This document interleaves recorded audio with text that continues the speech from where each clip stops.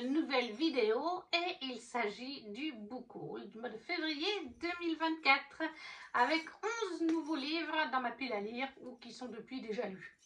Et on commence tout de suite parce que ça fait quand même un petit bout avec le tome 1 de la saga Compass et le tome 2 de Brittany Setcheri aux éditions Hugo en format poche. Le tome 1 c'est Tempête du Sud, le tome 2 Lueur de l'Est. J'ai les 4, je ne les ai pas encore lus, donc je ne sais pas, si de mémoire il me semble que c'est des tomes qui peuvent se lire indépendamment les uns des autres, mais je crois qu'on retrouve peut-être un personnage ou qu'il y a un petit fil conducteur, mais après je crois que ce n'est pas obligatoire de tous les lire par exemple. Moi j'ai pas encore lu la saga, Mamie l'a lu au complet, certains tomes c'est elle qui les a achetés, d'autres c'est moi, puisque la romance on en lit toutes les deux, elle s'en achète aussi de temps en temps, puis elle aime bien Brittany. Voilà, mais donc pour ce tome 1, on nous dit « Je voulais m'enfuir tout simplement.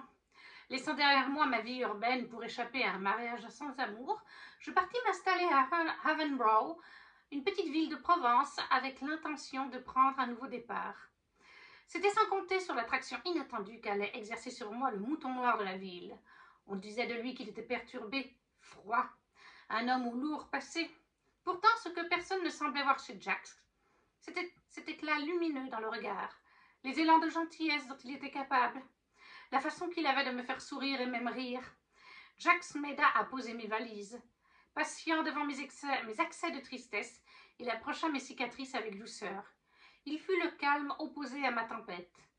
Mais lorsque nos passés respectifs revinrent hanter notre présent, nous prîmes conscience que les histoires d'amour ne se terminaient pas toujours comme nous l'espérions. Parfois, on se retrouve seul, au milieu des dégâts provoqués par la tempête. Donc, pour le tome 2, Lueur de l'Est, il était déguisé en super-héros et moi en petit chaperon rouge. Le temps d'une nuit, je lui ai fait oublier sa réalité, tandis que lui, provisoirement, guérit mon cœur brisé. 2 ans plus tard, je saisis l'opportunité du siècle de devenir rédactrice en chef au sein du plus grand groupe d'édition de magazines du monde. Seul ombre au tableau, décrocher une interview exclusive du célibataire le plus en vue de New York, Connor Hall. Pour le commun des mortels, il est devenu l'un des hommes les plus riches de Big Apple. Pour moi, c'était juste mon super-héros d'un soir, tout droit sorti de mon passé. Mon défi professionnel était d'obtenir un entretien avec le célibataire le plus sexy de New York. Jamais je n'aurais imaginé qu'il demanderait l'exclusivité de mon cœur en retour. Le hic, quant à mes sentiments pour lui, je suis censée épouser son nouvel associé. Voilà, donc les tomes 1 et les tomes 2 de Brittany Setcheri, Compass, la saga, en 4 tomes, en format poche chez Hugo. Ensuite, je me suis pris chez De Saxus. C'est Fils Infini ou c'est Fil Infini, je ne sais jamais, ça s'écrit pareil. C'est de Taher et ma fille, c'est un tome 2 de je ne sais plus, Ce royaume tissé. Voilà, c'est revenu après un petit moment. Très jolie édition de chez De Saxus, toujours un super travail. Bon, après, c'est pas mon préféré de chez De Saxus. Voilà, le dessous a quand même un joli... Et pour ce qui est de la page de garde, on a ceci. C'est un tome 2, donc j'évite de parler des tomes 2. Je vais vous chercher du coup la description du tome 1, ce sera plus simple. Voilà, donc dans Ce royaume tissé, la saga, c'est une trilogie, en tout cas il y a 3 tomes de sortie. Déjà, il faut savoir que c'est une fantaisie orientale. Aux yeux des habitants d'Ardunia, Alizée est une servante comme les autres, invisible, insignifiante. Nul ne se doute qu'elle est l'héritière d'un ancien royaume djinn, pièce maîtresse d'une prophétie prédisant la libération de son peuple. Donc voilà, vous voyez les noms, les djinns. Traquée depuis toujours, elle a passé sa vie à se cacher pour survivre, jusqu'au jour où elle commet une erreur. Kamran, le prince héritier du trône d'Ardunia, a entendu la prophétie annonçant la mort prochaine de son grand-père. Ne voulant pas devenir roi, il se doit de trouver la menace et de l'éliminer. Ses soupçons se posent immédiatement sur une servante aux yeux étranges dont il a croisé la route un matin et qu'il a vu repousser un agresseur sans effort. Jamais il n'aurait pu imaginer que cette éblouissante jeune femme, qu'il ne peut chasser de son esprit, allait un jour bouleverser son royaume et le monde tout entier. Donc voilà, ça c'est le tome 2 de Ce royaume tissé. Il est lu aussi celui-là. Je vous en parlerai un jour dans un des updates de lecture. Donc le tome 2 de Ce royaume tissé de Taher ma fille, chez De Saxus en relief. Toujours c'est De Saxus. Alors ce mois-là, j'avais reçu beaucoup, je me suis pris beaucoup de Saxus. Ça a changé maintenant. Faudra que j'en parle peut-être une fois dans un Holland Blabla, parce que c'est vrai que ma consommation de Saxus a changé. Après, j'aime toujours autant les Saxus, mais je ne peux plus me permettre financièrement d'acheter tout ce que je veux. Mais celui-là, je ne pouvais pas passer à côté. Le tome 2 de l'Empire du Vampire de J. Christophe, chez Saxus donc, qui est l'Empire des damnés, qui est lui aussi déjà lu, c'est une pépite. Je vous en parlerai une fois dans un des updates lecture d'un des Pumpkin Autumn Challenge, puisque en général, je me garde ce genre de bébé pour le pack, ça va très bien. C'est là aussi un tome 2. Donc je ne peux pas vous en parler, mais de mémoire, hein. Dans l'Empire du Vampire, on est dans un royaume de fantasy complètement inventé où les vampires ont gagné il y a quelques décennies de ça la guerre contre les hommes. C'est maintenant, tout est sombre, il fait nuit, enfin presque tout le temps nuit. Les vampires dominent le monde, les humains se cachent. Et en fait, on va découvrir l'histoire de Gabriel de Léon qui s'est fait capturer. C'est un saint d'argent. Il a été capturé par des vampires et ces vampires veulent connaître son histoire dans les détails et l'histoire du Saint Graal parce qu'il est lié à cette histoire-là. Et lui, c'est donc un... Gabriel de Léon est un saint d'argent, comme je le disais. Ce sont un groupe de personnes, je veux rester assez vague, qui combattaient en fait les créatures de la nuit, que ce soit les vampires ou d'autres choses. Voilà, c'était là pour ça, mais malheureusement, eux aussi se sont fait mater par les vampires qui ont dominé le monde pour certaines raisons. Et donc, on va découvrir le passé de Gabriel qui est lié au Saint Graal. Son présent actuel, il est donc kidnappé par un groupe de vampires, parce qu'il y a plusieurs familles de vampires. Voilà, il a été capturé par une de ces familles. C'est super addictif, super prenant, mais on n'est pas dans un update de lecture. Mais par contre, c'est un roman bien sombre, très vulgaire, avec quelques scènes de spicy. Voilà, J. Christophe, il me faut vraiment un livre pour adultes. Ce n'est pas à mettre dans les mains de tout le monde. Et tout le monde n'appréciera pas sa plume dans ce récit. Voilà, il faut quand même le dire parce que c'est assez cru. Voilà, il y avait un derrière aussi. Il y a une jolie première petite carte ici. Et il y en a une autre qui n'est pas la même, mais ici. C'est une très belle édition.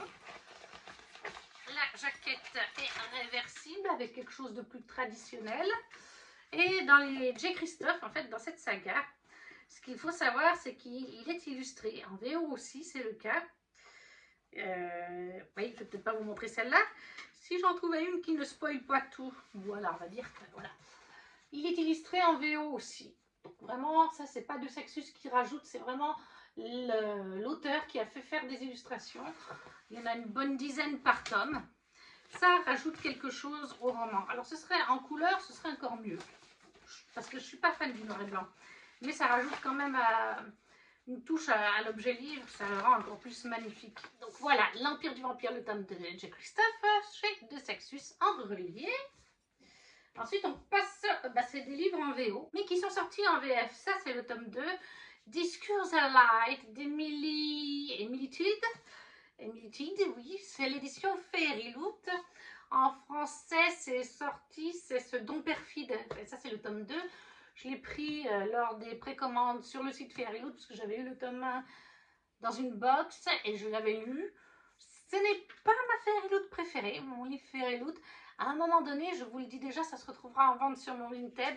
Je ne sais pas si c'est une duologie ou s'il y a d'autres tomes de prévus, mais quand la saga sera bien terminée, que j'aurai fait vidéo, avis, photos, Instagram, tout ça, ça partira en vente parce que j'ai d'autres Fairyloot que j'ai préférés. Même si j'ai passé un bon moment, ce tome 2, je trouve la couverture mieux que pour le tome 1. Parce que pour le tome 1, il était jaune, c'était pas ma couverture préférée. Cela me donne quand même pas mal envie. Le dessous se présente comme ceci. Alors par contre, il n'y a rien derrière, c'est pas souvent chez Fairyloot. La première illustration de garde, elle est très jolie par contre. Et c'est la même. C'est pas souvent que ça arrive, mais c'est la même. Bon, c'est pas grave. Bien sûr qu'il est dédicacé par l'autrice, mais il n'y a pas de jaquette réversible. Donc là aussi, c'est un tome 2, donc je vais éviter de vous spoiler en vous disant, en lisant ce tome 2. Mais on suit en fait une jeune femme qui a un don particulier et qui est censé l'utiliser pour protéger son royaume. C'est une fantaisie donc complètement inventée.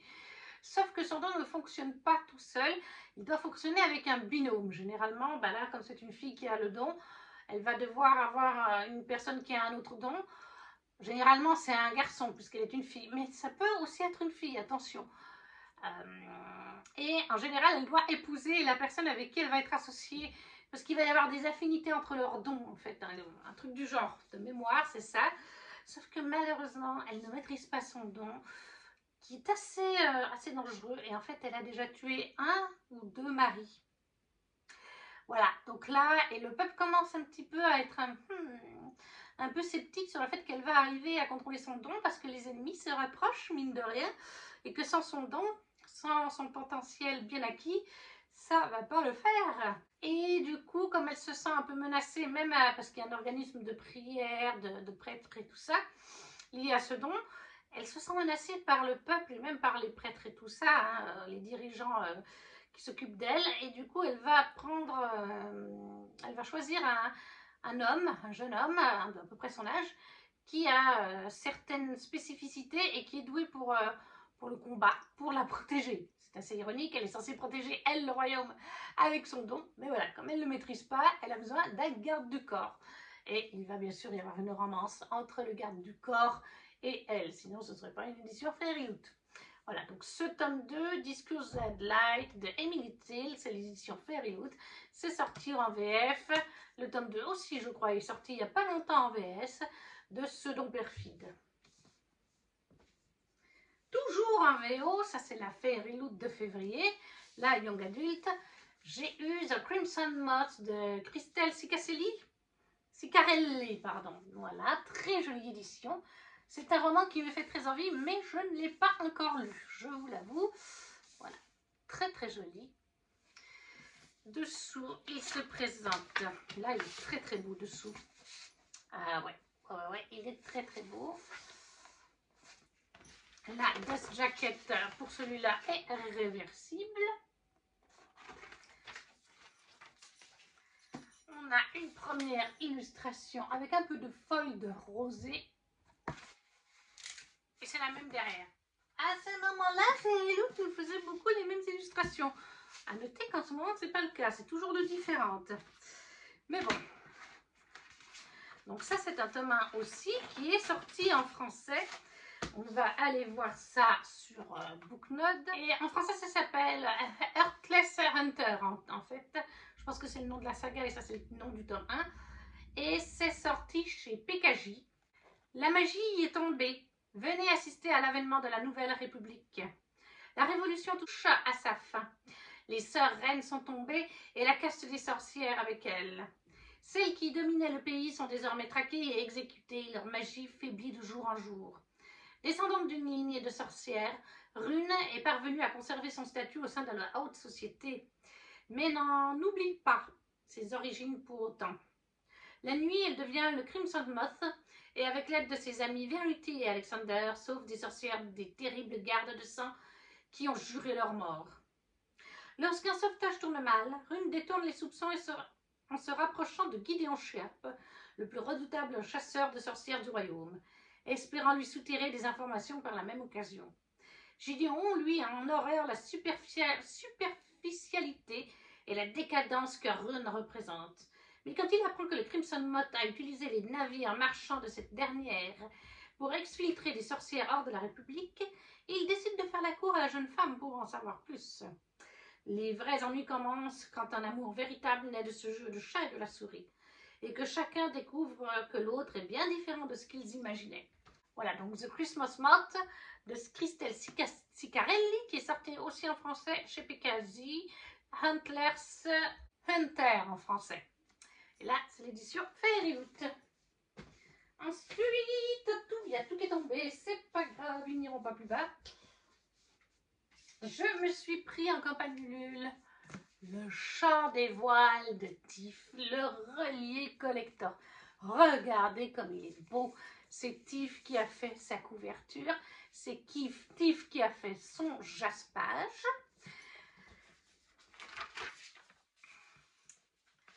C'est Tiff qui a fait la dust jaquette réversible qui est aussi très très belle. Les deux versions sont magnifiques. Et elle a aussi fait, comme elle est illustratrice, le relié en lui-même qui est tout aussi beau. Et la carte du monde, bien entendu. Derrière, c'est aussi la carte du monde. Vous avez des petites illustrations, c'est un bateau. Et en fait, il avance. Au fil du roman, il grossit. Et à un moment donné, c'est même un autre bateau. Il y a quelques illustrations à l'intérieur aussi, toujours de Tif. C'est un petit bijou qui, lui, a déjà été lu et qui est une belle découverte, un beau coup de cœur de livres de Tif, tout simplement. Si vous aimez les pirates, les jeunes femmes badass, je vous conseille Le Chant des voiles. On nous dit, l'océan, Lucas en a toujours rêvé. Vivre libre et loin de la misère dans laquelle elle a grandi l'obsède.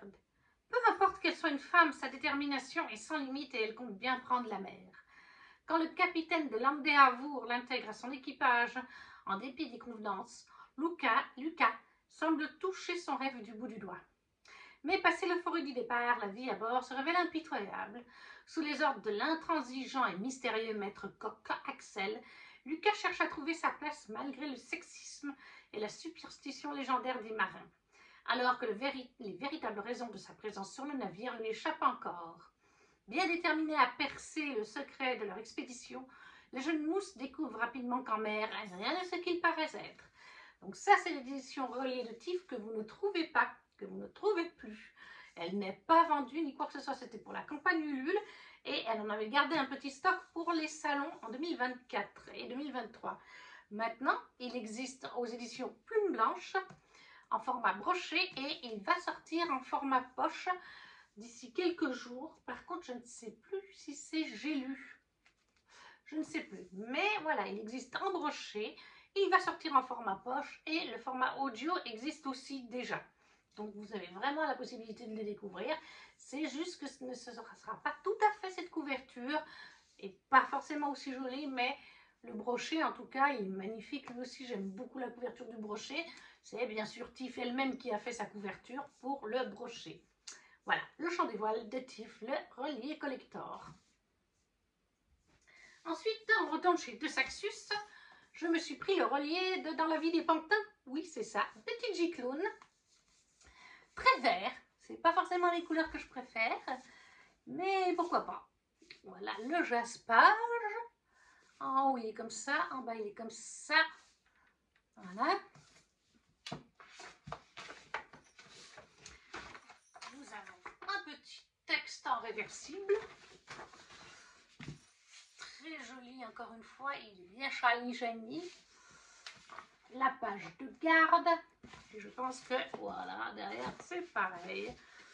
Je ne crois pas qu'il est illustré. Ah, quoique. Voilà, page de garde, elles sont comme ça.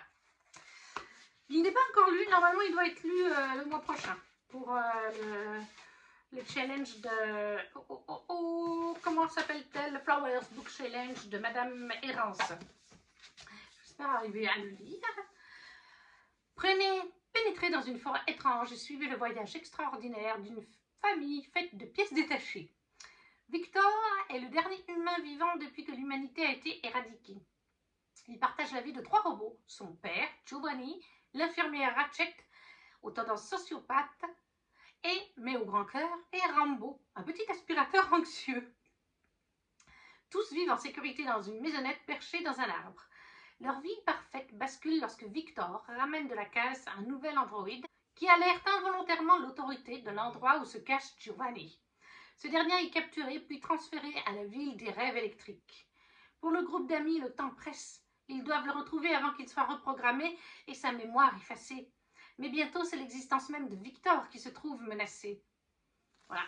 En général, TJ Klune, c'est toujours des très bonnes lectures ou des coups de cœur. C'est toujours à tendance LGBT, diversité aussi. Donc, voilà. Dans La vie des pantins, chez De Saxus, one shot de TJ Klune. Et là, on passe chez Sabran, la petite sœur de Saxus. Je me suis pris l'encyclopédie féerique d'Emily Wilde.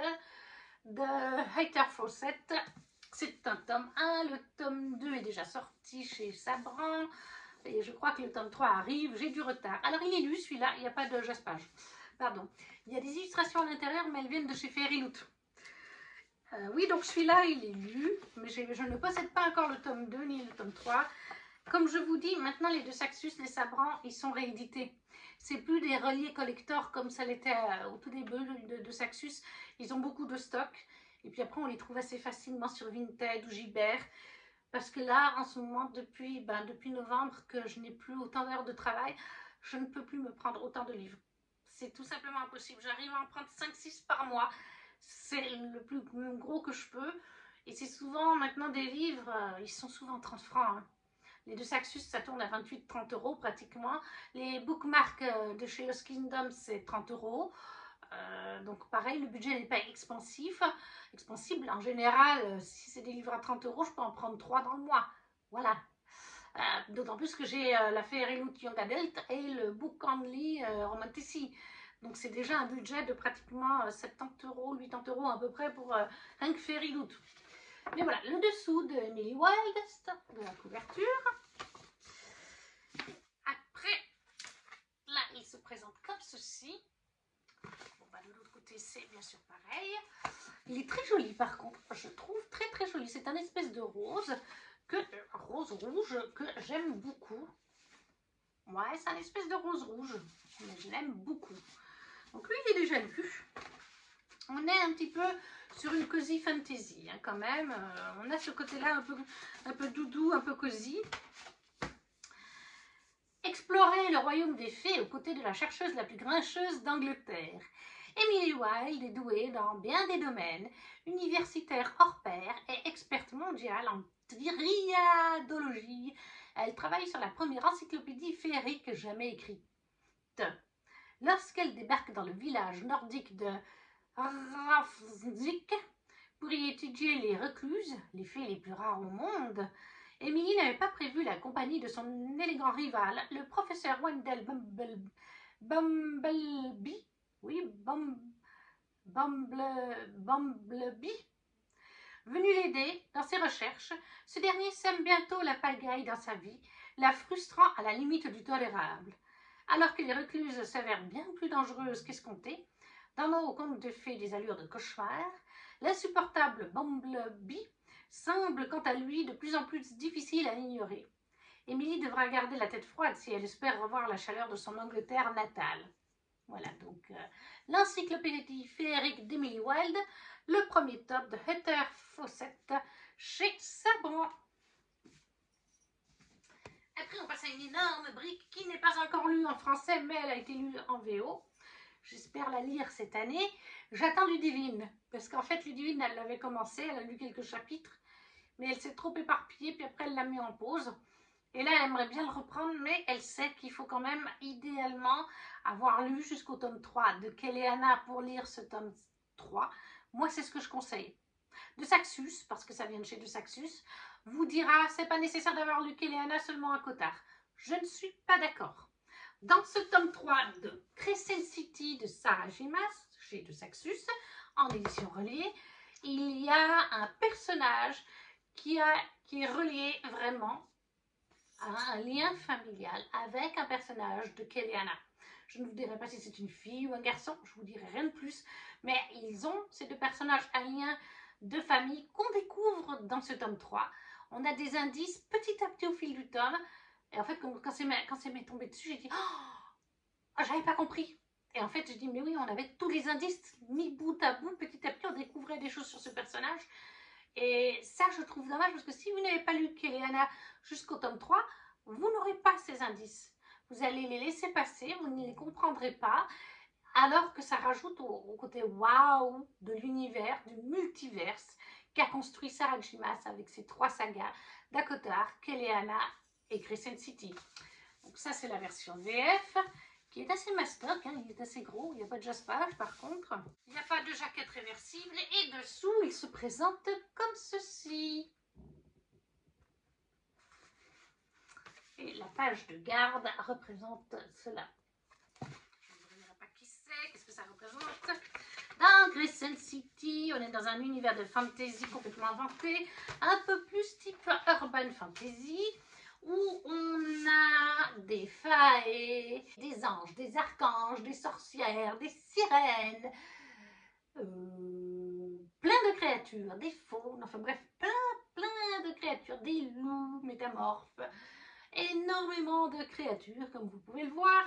Et on suit en fait l'histoire de Bryce Quinlan, qui est une humaine mi-faée, mi-humaine, mi-faée, ce qui n'est pas très bien vu dans sa ville d'ailleurs, et dans l'univers en question, dans le monde où elle est.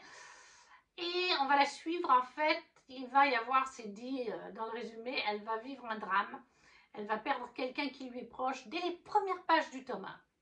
Et il va y avoir à nouveau ce meurtre quelques années plus tard, exactement de la même chose.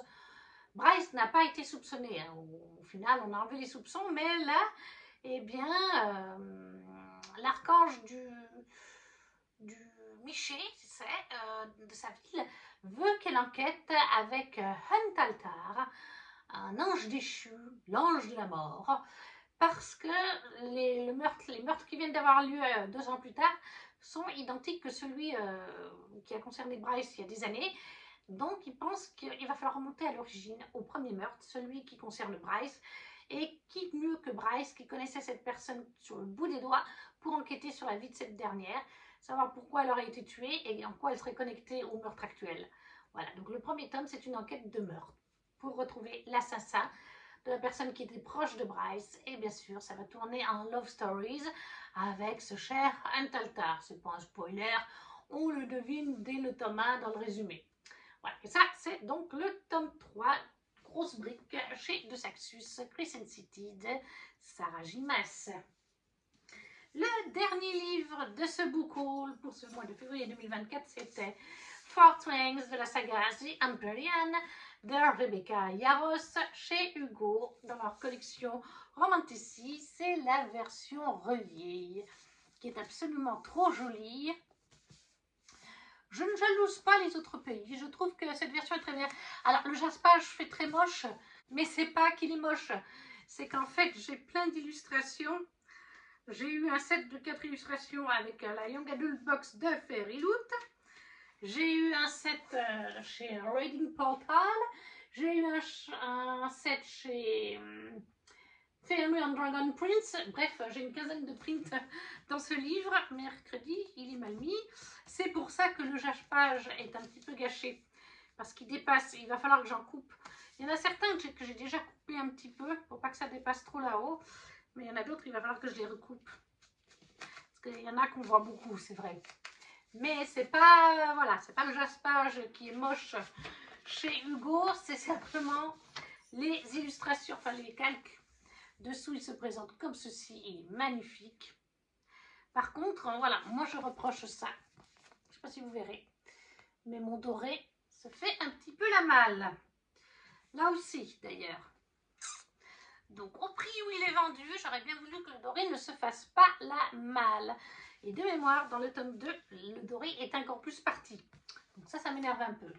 Page de garde magnifique. Je ne vous dirai pas le nom des personnages. Autre page de garde qui n'est pas la même à la fin. Et en plus, on a une jaquette avec une illustration, si on veut l'accrocher à son mur, qui est absolument trop jolie. Et je sais que pour avoir discuté avec quelques fans étrangers ou vu passer des réals, il y a des fans étrangers qui trouvent que notre édition est vraiment très belle et auraient bien voulu avoir une édition pareille. Donc voilà, il est très très beau. Ça c'est le tome 1. Alors dans Four Twangs The Empyrean, est-ce que j'ai vraiment besoin de vous parler? On a eu passé de partout. C'est une romantici, donc fantasy dans un univers inventé. On est dans le royaume de Navarre. Plus précisément, on va suivre Violette Sorrengal, la fille de la générale Sorrengal, chef de l'académie de guerre Basgat, où il y a les bataillons humains, enfin les fantassins, ceux qui sont en sol. Il y a les scribes, il y a ceux qui font médecine et il y a les dragonniers. Et Violette, elle était destinée à devenir une scribe. Elle aime les livres, c'est sa passion. Son père était scribe, mais sa mère est la chef de l'université, enfin de l'école de Basgat. et une très grande dragonnière. Et en fait, sa maman, son papa n'est plus là, il est décédé. Et sa mère a décidé que non, Violette deviendra dragonnière parce que les sorts Ingal sont dragonniers et pas script. Voilà, donc Violette, elle apprend ça 2 mois avant l'entrée dans Basquiat. Et elle a que 2 mois où sa mère va lui trouver des professeurs pour l'entraîner un peu au combat, etc. Parce que Basquiat, c'est pas une mince affaire. Basquiat, il y a des morts tous les jours. Déjà, lors de l'entrée dans Basquiat, vous devez passer un parpaing qui est pas très large, où il y a beaucoup de chutes, parce que vraiment, vous pouvez mettre qu'un pied l'un derrière l'autre. En dessous, c'est le vide et vous mourrez. Hein. Donc voilà, et puis bien sûr qu'il y a des rivalités, il y a des gens qui essayent de vous tuer parce que tout le monde n'aura pas de dragon, il n'y a pas assez de dragons pour tous les dragonniers. Donc voilà, Violette, elle arrive là-dedans et elle va bien sûr se lier d'amitié avec certaines personnes. Sa sœur va lui dire de ne surtout pas approcher de Xaden Riorson, qui est le fils des rebelles. Son père, c'était le chef des rebelles. Et les enfants de rebelles n'ont pas été exécutés comparés à leurs parents, mais ils deviennent dragonniers. Voilà, et sa sœur lui dit de s'éloigner de Xaden, mais bien sûr, dès qu'elle arrive à Basquiat, qui sait que Violette va trouver absolument ténébreux et attirant ce cher Xaden. Voilà, je ne vous en dirai pas plus, on l'a vu passer de partout. Lui aussi, il est lu d'ailleurs. Hein. Donc, Four Wings de The Empyrean, le tome 1 de Rebecca Yarros chez Hugo dans leur collection Romantici. Et voilà, on a fini ce book haul de 11 livres pour le mois de février 2024. N'hésitez pas à me dire si vous avez lu certains de ces livres, s'ils vous font envie, si vous ne savez pas quoi mettre comme d'habitude, le petit emoji qui soutient la chaîne, un petit pouce toujours pour soutenir la chaîne, partagez la vidéo si le cœur vous en dit ou vous abonnez. Et nous, on se retrouve très vite pour une prochaine vidéo. Ciao, ciao!